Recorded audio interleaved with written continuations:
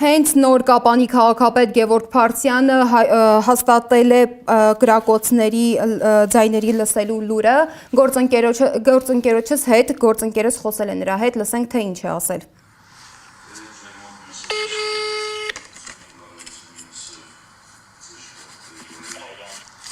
Կարդացիք, պարոն Փարսյան։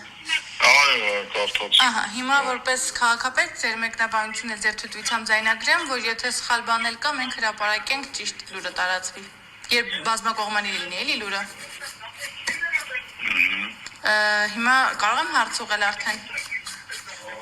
Այո։ Պարոն Փարսյան, խնդրում եմ կասեք, ինչ գրակոծների ու ինչ ձայների մասին են խոսում կապանցիները եւ ինչ հասկանանք, ինչ է կատարվում Կապանում։ Կապանում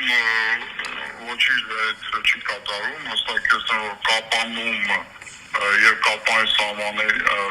սահմաններին գրակոծներ չկան։ Ձայներ լսվում են Իրանի կողմից։ Այսօր լսվել են Իրանի կողմից։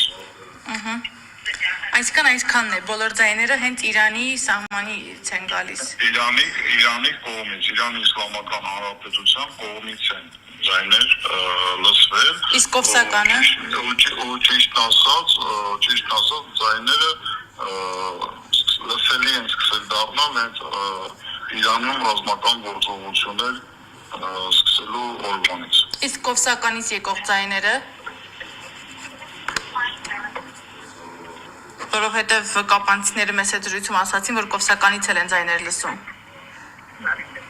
Դա հստակ չէ։ Լավ։